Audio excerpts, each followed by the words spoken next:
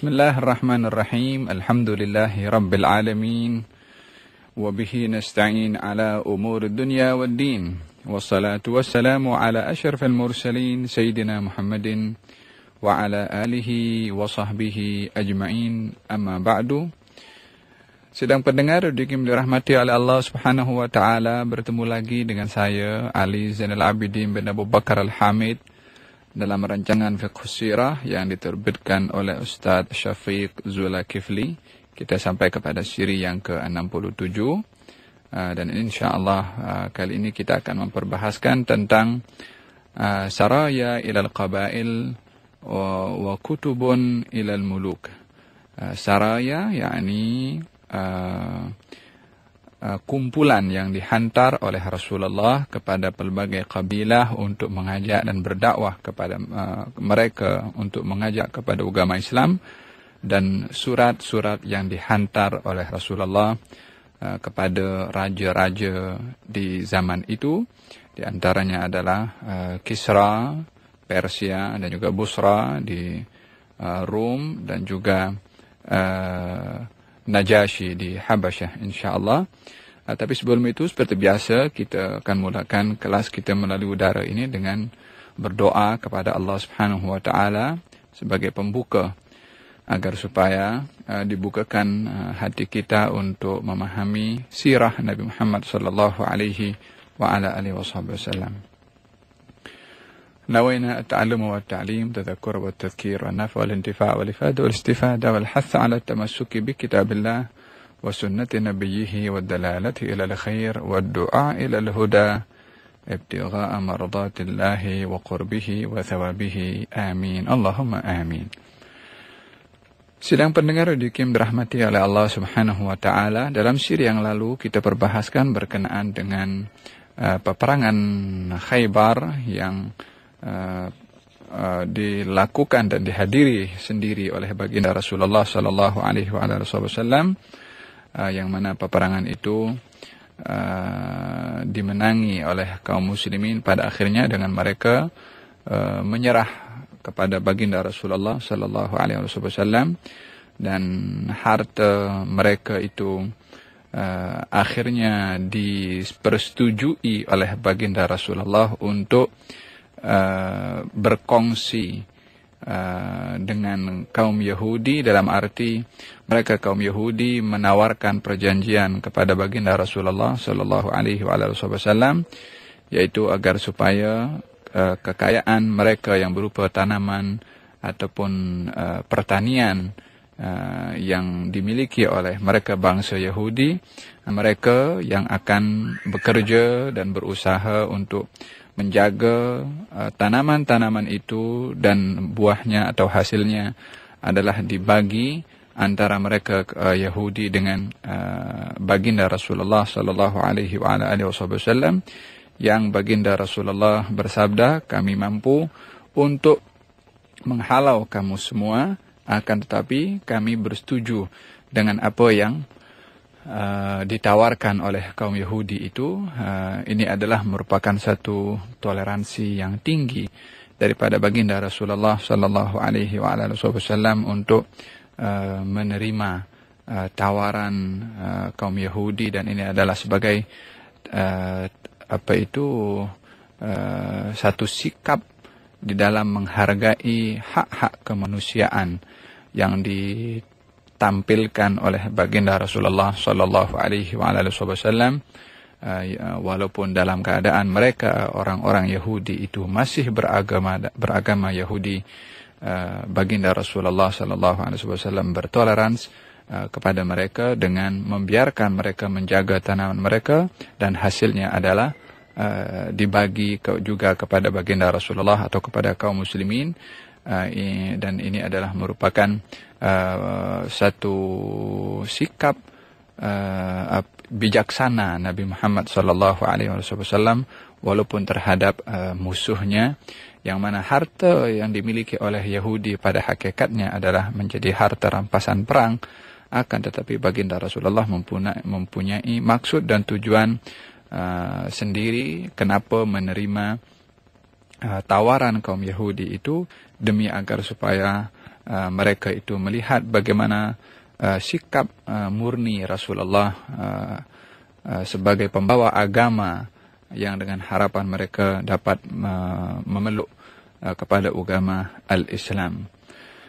Akan tetapi pada akhirnya mereka kaum Yahudi yang sekian lama mempunyai perjanjian di dalam membahagikan harta mereka kepada baginda Rasulullah dan berterusan sampai wafatnya Rasulullah SAW, yaitu lebih kurang berlakunya peperangan Khaybar itu tahun ke-6, wafatnya Rasulullah adalah tahun ke-10 daripada hijrahnya Nabi SAW, sampai di zaman Sayyidina Umar ibn Khattab lebih kurang lebih daripada 15 tahun perjanjian antara baginda Rasulullah dengan kaum Yahudi untuk membahagikan hasil daripada tanaman-tanaman yang dijaga dan dibela oleh kaum Yahudi, yang pada akhirnya mereka kaum Yahudi berkhianat di zaman Sayyidina Umar ibn Khattab, yang pada akhirnya Sayyidina Umar ibn Khattab mengusir mereka disebabkan oleh karena khianat yang dilakukan oleh mereka kepada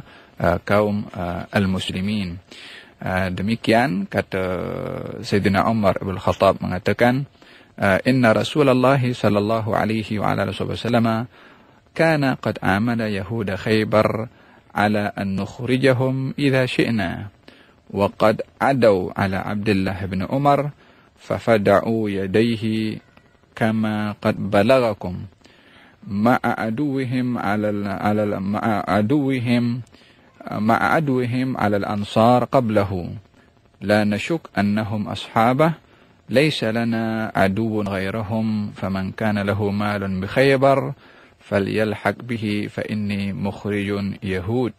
Kata Sayyidina Umar ibn Khattab, sesungguhnya Rasulullah sallallahu alaihi wasallam telah amala, yakni mempersetujui akan satu perjanjian dengan kaum Yahudi, yang mana Rasulullah SAW pun juga mengizinkan pada masa yang sama untuk mengusir mereka bila mana kita berkehendak untuk melakukan demikian. Yakni perjanjian itu berbentuk satu tidak mutlak diberikan oleh Rasulullah kepada Yahudi untuk diam di situ selama-lamanya, akan tetapi diamnya mereka di tempat Khaybar itu adalah berdasarkan dengan persetujuan dan izin daripada kaum muslimin juga, yang mana bila mana tidak disetujui oleh kaum muslimin setelah itu, mereka kaum muslimin berhak untuk mengusir kepada kaum Yahudi. Ini perjanjian antara Rasulullah dengan kaum Yahudi Khaybar pada waktu itu. Kemudian Sayyidina Umar mengatakan, ini kaum Yahudi Khaybar telah melampaui batas, artinya melukai atau menyakiti tangan Sayyidina Abdullah ibn Umar, yakni berlaku satu perselisihan sehingga kaum Yahudi itu mematahkan tangan Sayyidina Abdullah ibn Umar. Yang sebelumnya kaum Yahudi Khaybar itu pernah juga membunuh kepada salah seorang Ansar. Maka Sayyidina Umar mengatakan bahwasanya tidak ada lagi musuh bagi kita sekarang ini kecuali mereka, maka diusirlah mereka kaum Yahudi oleh Sayyidina Umar ibn al-Khattab radhiyallahu anhu, dan mereka kaum Yahudi Khaybar adalah terakhir yang bertapak berhampiran dengan kota Madinah, yang setelah mereka tiada lagi saki-baki daripada kaum Yahudi yang berada di kota Madinah. Sedang pendengar dikim dirahmati oleh Allah Subhanahu wa taala, pada masa yang sama satu hukum yang dikeluarkan oleh baginda Rasulullah yaitu hukum pengharaman riba al-fadl dalam makanan. Riba al-fadl ini adalah riba dalam tukar menukar makanan dengan makanan yang sejenis, akan tetapi salah satu makanan yang ditukar itu adalah timbangannya lebih berat berbandingkan kepada yang lain sama jenis makanan, yaitu baginda Rasulullah ketika didatangkan korma. Lalu baginda Rasulullah bertanya, daripada mana korma ini? Diberitahukan kalau korma ini adalah dibawa daripada tanaman korma di Khaybar yang ditukarkan antara korma yang bagus dengan korma yang kurang bagus atau tidak bagus, yang 2 kali ganda timbangannya berbandingkan kepada korma yang bagus. Maka baginda Rasulullah SAW melarangnya untuk melakukan demikian, penukaran korma dengan korma, walaupun yang satu adalah harganya mahal, yang satu adalah harganya murah, disebabkan oleh karena kualiti daripada korma itu. Kalau tukar menukarnya sama jenis, maka semuanya mesti sama, beratnya, timbangannya, dan lain sebagainya. Demikian dalam hadis Nabi sallallahu alaihi wa ala alihi wa sahbihi wasallam, di mana baginda Rasulullah sallallahu alaihi wa ala alihi wasallam bersabda di dalam hadisnya yang diriwayatkan daripada Sayyidina Ubadah ibn Samit radhiyallahu anhu qala, sami'tu Rasulullah sallallahu alaihi wa ala alihi wa sahbihi wasallam ينهى عن بيع الذهب بالذهب والفضة بالفضة والتمر بالتمر والبر بالبر والشعير بالشعير والملح بالملح إلا سواء بسواء عينا بعين فمن زاد أو استزاد فقد أربى. Ubadah bin Samit berkata, saya mendengar Rasulullah SAW melarang menjual emas dengan emas, perak dengan perak, korma dengan korma, gandum dengan gandum, yakni gandum yang sudah halus atau gandum yang kasar pun juga, garam dengan garam, melainkan sama ainnya, jenisnya, dan juga timbangannya. Faman zada, barang siapa yang meminta lebih timbangan dalam penukaran itu, atau istazada, meminta lebih, faqad arba, telah melakukan riba. Kita semua sedia maklum kalau hukum riba adalah haram di dalam Al-Quranul Karim, yang dipermisalkan oleh Allah Subhanahu wa Ta'ala sebagai orang yang terkena rasuk di hari kiamat nanti adalah mereka adalah orang-orang yang makan riba ketika di dunia. Hal ini ketika baginda diberitahukan akan korma yang kualiti bagus, itu adalah hasil daripada penukaran dengan korma 2 kali ganda yang kualitinya tidak bagus, maka baginda Rasulullah SAW melarangnya dan mengatakan kepada tuan empunya korma yang tidak bagus itu untuk membeli, menjual korma itu, atau tuan yang mempunyai korma yang bagus itu menukarkan atau dijual korma itu dengan duit, lalu duitnya dibelikan dengan korma yang tidak bagus dengan timbangan 2 kali ganda, yakni sedikit menggunakan macam satu hilah yang dibenarkan di dalam syarak. Oleh kerana tukar menukar korma dengan korma tidak dibenarkan, maka korma itu satu dijual, hasil jualannya adalah dibelikan 2 kali ganda timbangan korma yang kualitinya itu kurang bagus.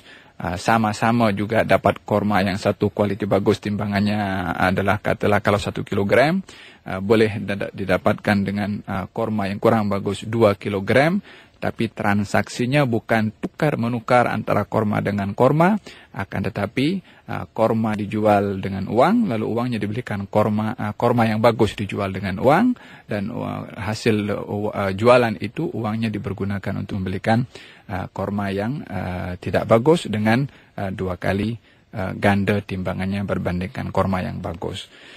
Ini dinamakan riba al-fadl, yakni riba yang jenisnya sama tetapi timbangannya lebih, maka hukumnya adalah haram. Emas dengan emas, perak dengan perak, walaupun harga emas satu dengan yang lain itu adalah kalau kadar emasnya itu adalah sama, walaupun bentuknya berbeza, selagi namanya emas mesti adalah sama. Kalau 24 gram dengan 24 gram, dan tak boleh ada yang terlebih. Kalau ingin ditukar dengan yang lebih, dijual terlebih dahulu dengan uang, lalu uangnya dibelikan kepada emas yang lain yang ingin dibeli oleh orang itu. Sedang pendengar dikim dirahmati oleh Allah Subhanahu wa taala, ini adalah beberapa hukum yang dapat diambil daripada kisah peperangan Badar. Hukum yang ketiga adalah hukum menyambut kedatangan tetamu, yang diantaranya adalah menyentuh tentang adab, di mana Rasulullah sallallahu alaihi wa ala alihi wasallam ketika didatangi oleh Sayyidina Ja'far bin Abi Talib daripada Habasyah di Khaybar, maka baginda terus bangkit dan mencium di antara dua mata Sayyidina Ja'far bin Abi Talib, atau tepat di keningnya, dan memeluk kepada beliau. Dan baginda Rasulullah sallallahu alaihi wasallam pernah pun juga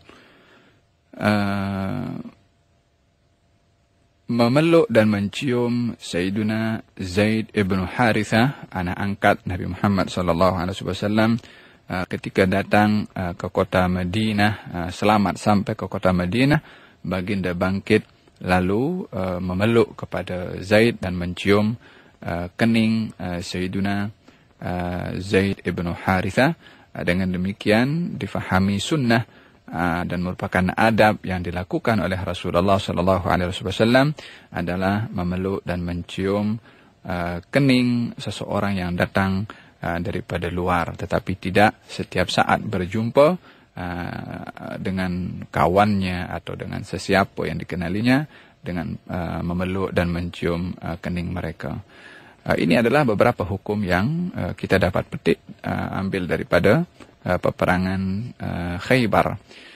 Setelah itu baginda Rasulullah sallallahu alaihi wasallam mengambil langkah yang berikutnya di dalam memanfaatkan masa perdamaian atau perjanjian damai antara Rasulullah sallallahu alaihi wasallam dan juga kaum musyrikin Quraisy yang berdamai untuk tidak melangsungkan peperangan, dan dimanfaatkan masa perdamaian itu di mana baginda Rasulullah dan kaum muslimin merasa aman bila mana ingin bermusafir ke mana sahaja daripada bahaya kaum musyrikin Quraisy, yang mana pada ketika itu sebelum berlakunya perjanjian damai adalah keadaan tidak begitu aman bagi kaum muslimin yang terancam keselamatan mereka bila mana keluar daripada kota Madinah dengan disakiti ataupun dibunuh oleh kaum musyrikin disebabkan oleh kerana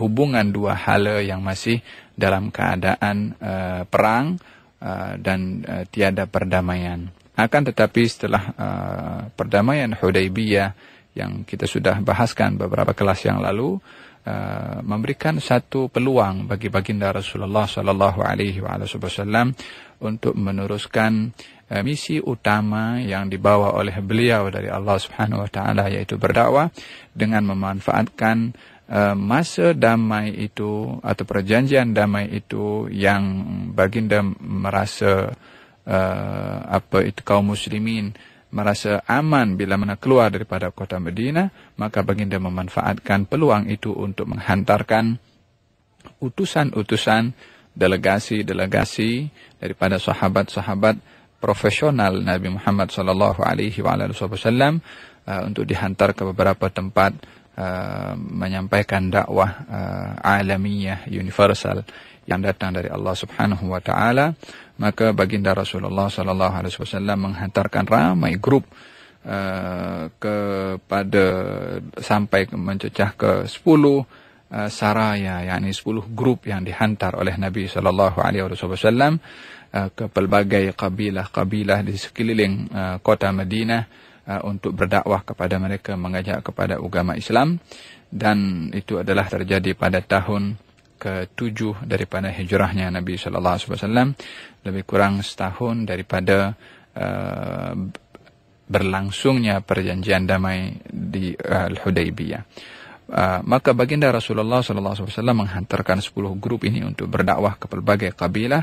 Pada masa yang sama, baginda Rasulullah sallallahu alaihi wasallam menulis atau menghantarkan surat dengan dibawa dengan tangan sahabat-sahabat profesional yang dipilih oleh Nabi SAW untuk datang ke negara-negara adik kuasa yang berkuasa pada waktu itu, baik itu An-Najasyi atau Raja Rom, Raja Kisra, dan lain sebagainya. Nanti kita akan bahaskan isi kandungan surat Nabi Muhammad SAW.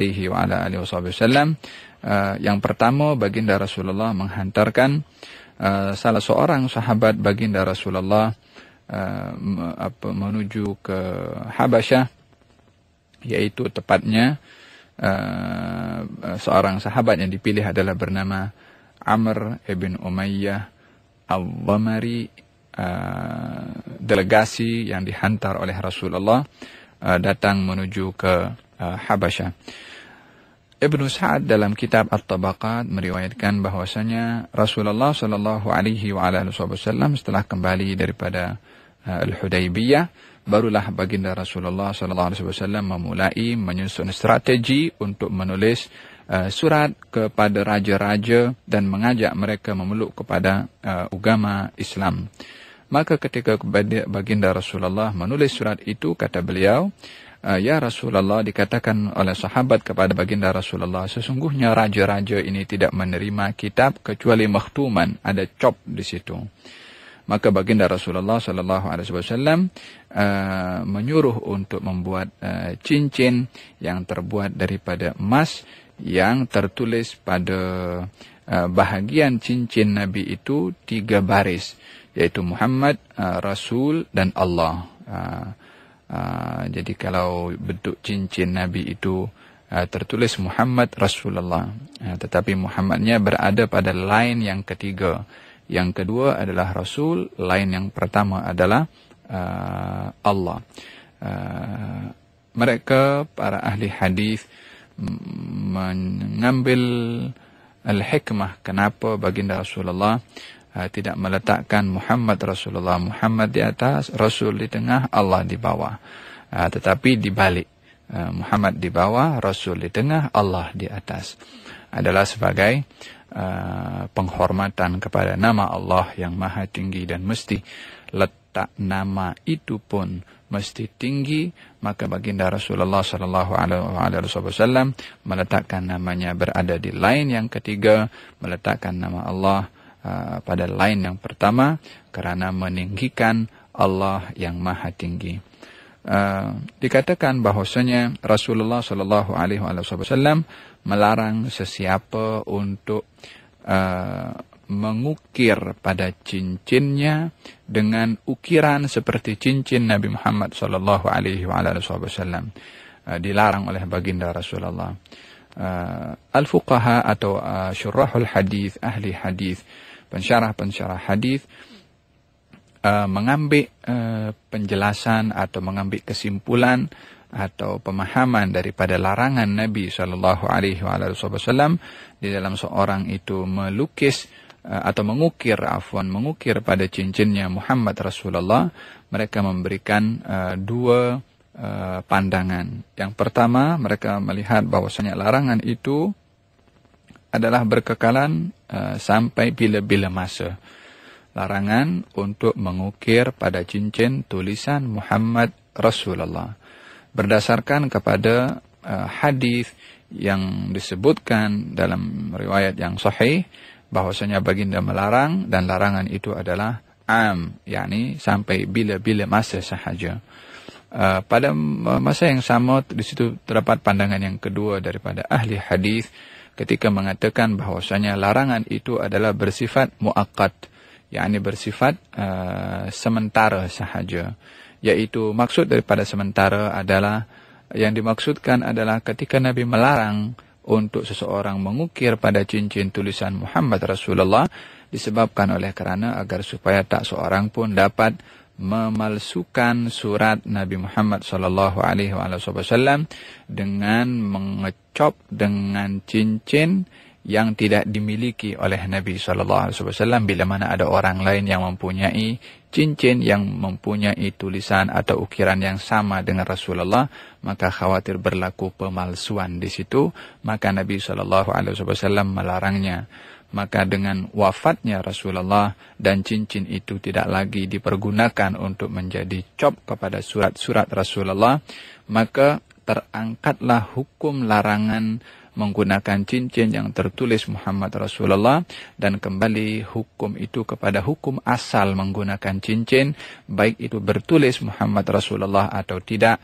Maka hukum menggunakan cincin adalah bahagian daripada sunnah Nabi Muhammad SAW. Yang saya jelaskan sebentar tadi adalah bukan menggunakan cincinnya, karena menggunakan cincin adalah sunnah, tapi cincin yang terukir di situ tulisan Muhammad Rasulullah. Maka dua pandangan ulama tadi sebagaimana saya jelaskan, yang melarang berdasarkan berpegang kepada hadis secara zahirnya yang melarang, dan yang mengatakan boleh menafsirkan hadis larangan itu adalah sementara sahaja di zaman hidup Rasulullah, agar supaya untuk tidak berlaku pemalsuan dengan adanya orang lain mempunyai cincin yang sama dengan cincin Nabi Muhammad SAW. Sidang pendengar dikim dirahmati oleh Allah Subhanahu wa taala, maka surat itu ditulis oleh baginda Rasulullah, dan baginda menghantarkan 6 orang menuju ke 6 negara pada hari yang sama, yakni satu hari Nabi hantarkan 6 orang ini. 6 orang ini adalah duta Rasulullah sallallahu alaihi wasallam, yang kalau sistem sekarang ini adalah ada wakil negara luar, itu adalah dinamakan duta.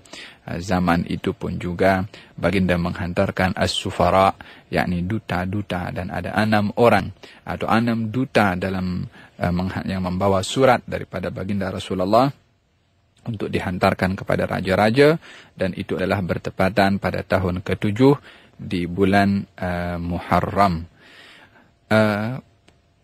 Keprofesionalan daripada duta-duta yang dihantar oleh Rasulullah adalah nampak daripada setiap orang yang dipilih oleh Nabi SAW adalah boleh bercakap bahasa negara yang beliau itu dihantar ke negara itu.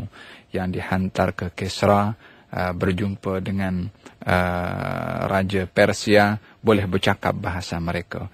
Yang dihantar ke An-Najashi boleh bercakap bahasa mereka. Yang berjumpa dengan Hercules, Raja Romawi, boleh bercakap dengan mereka. Ini adalah merupakan salah satu strategi profesional yang dipergunakan oleh Nabi SAW, memilih orang-orang terbaik dan yang paling sesuai untuk dihantar ke negara yang menjadi penyambung lidah Nabi Muhammad sallallahu alaihi wa ala alihi wa sahbihi wasallam. Dapat difahami di sini, seseorang itu bila mana ingin menghantarkan orang lain sebagai wakil untuk dirinya, hendaklah mengambil kira tempat yang akan diletakkan orang ini sebagai wakil, agar supaya memahami keadaan negara itu, kawasan itu, lingkungan di sana, agar supaya orang dihantar adalah orang yang memang tepat dan sesuai untuk menjadi wakil kepada seorang pemimpin negara. Sedang pendengar dikim dirahmati oleh Allah Subhanahu wa taala, salah seorang daripada mereka yang dihantar oleh Rasulullah adalah bernama Amr bin Umayyah Al-Dhamari. Dihantar oleh Rasulullah menuju ke Habasyah, ke An-Najashi. Lalu ketika sampai ke Habasyah, maka dihantarkan dan diserahkan surat Rasulullah sallallahu alaihi wasallam kepada An-Najashi. Maka An-Najashi yang sebelum ini pun sudah mendengar tentang Rasulullah sallallahu alaihi wasallam dengan berita yang dibawa oleh Sayyidina Ja'far bin Abi Talib yang sempat duduk lama di Habasyah dan pernah bersemuka dengan An-Najashi, menceritakan tentang agama yang menjadi keyakinan kepada kaum muslimin pada waktu itu. Dan An-Najashi pun mengiktiraf akan kenabian Nabi Muhammad sallallahu alaihi wasallam, mengakui akan ajaran yang dibawa oleh baginda Rasulullah. Hanya pada waktu itu belum ada satu cara di dalam memeluk kepada agama al-Islam dengan mengucapkan 2 kalimat syahadat yang belum diungkapkan oleh An-Najasyi pada waktu itu, dengan penuh keyakinan dalam hati dan diri An-Najasyi akan kebenaran ajaran Nabi Muhammad SAW daripada waktu itu lagi ketika berjumpa dengan Ja'far bin Abi Talib. Maka ketika menerima surat itu daripada Rasulullah SAW, kata diriwayatkan di sini adalah fawadha'ahu ala ainai. Surat itu diterima oleh An-Najasyi lalu diletakkan pada kedua mata An-Najasyi, yakni diletakkan di kedua mata An-Najasyi. Wa nazala min saririhi. Najasyi selepas itu turun daripada singgasananya, daripada tahtanya, daripada tempat dia duduk itu yang menjadi kursi raja yang biasa duduk di tempat itu, turun. Wa jalasa 'alal ardi, duduk di bawah, tawadhu'an, sebagai tanda tawadhu', yakni menghormati kepada surat yang diterima daripada Rasulullah sallallahu alaihi wa ala alihi wasallam. Sidang pendengar yang dirahmati oleh Allah, alangkah agungnya kedudukan surat Rasulullah di mata An-Najasyi, sehingga menerima surat itu bukan hanya dilihat itu surat, tapi melihat siapa yang menulis surat. Maka diletakkan di matanya sebagai tanda penghormatan yang luar biasa kepada si penulis surat itu, yaitu Nabi Muhammad SAW. Ketika membacanya pun turun daripada singgasananya karena hormat dan mengagungkan kepada Rasulullah SAW.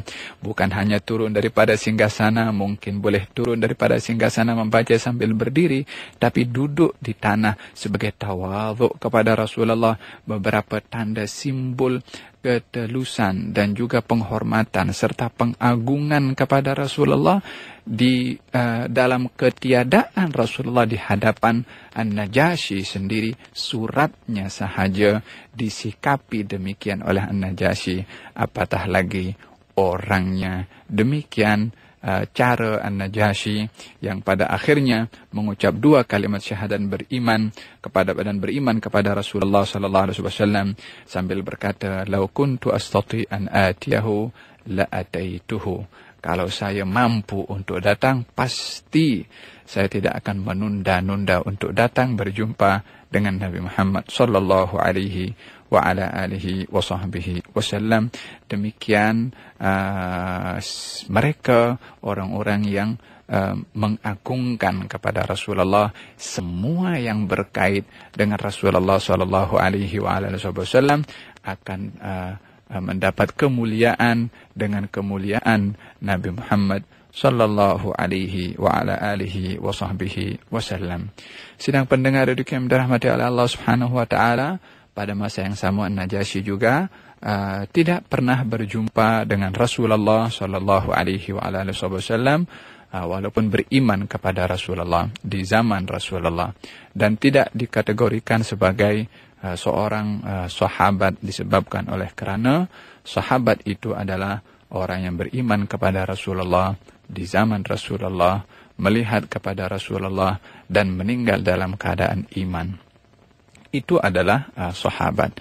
An-Najasyi hidup di zaman Rasulullah, meninggal dalam keadaan iman, tetapi tidak berjumpa, bersemuka atau melihat kepada Rasulullah sallallahu alaihi wasallam, maka tidak dikatakan sebagai as-sahabah, yang mana as-sahabah mesti memenuhi 3 perkara yang saya sebutkan sebentar tadi.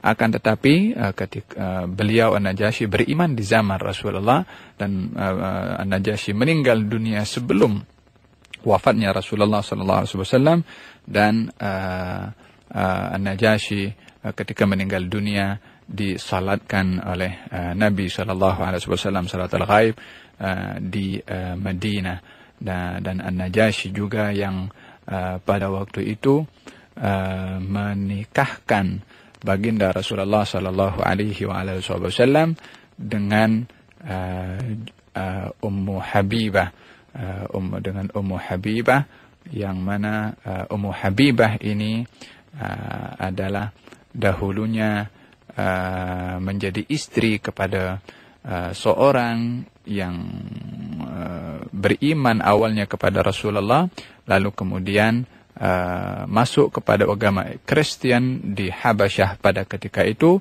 sementara istrinya yang bernama Ummu Habibah binti Abi Sufyan, anak kepada Abu Sufyan, tidak ikut kepada suaminya, memeluk kepada agama Kristen, yang pada akhirnya berpisah dengan suaminya. Dan ketika Nabi mendengar berita itu, Nabi meminang kepada Ummu Habibah untuk dinikahi oleh Rasulullah SAW, yang mengatur pernikahan itu adalah An-Najasyi, disebabkan oleh karena masa itu Ummu Habibah berada di Habasyah, dan yang melangsungkan acara pernikahan itu adalah An-Najasyi sebagai penghormatan kepada baginda Rasulullah sallallahu alaihi wa ala alihi wasallam. Sedang pendengar dirahmati oleh Allah Subhanahu wa taala, insyaallah kita akan sambung surat baginda Rasulullah yang lain menuju ke Romawi, ke Kisra dan negara-negara besar di zaman itu pada siri yang akan datang insyaallah. Wabillahi taufiq wal hidayah. Wassalamualaikum warahmatullahi wabarakatuh.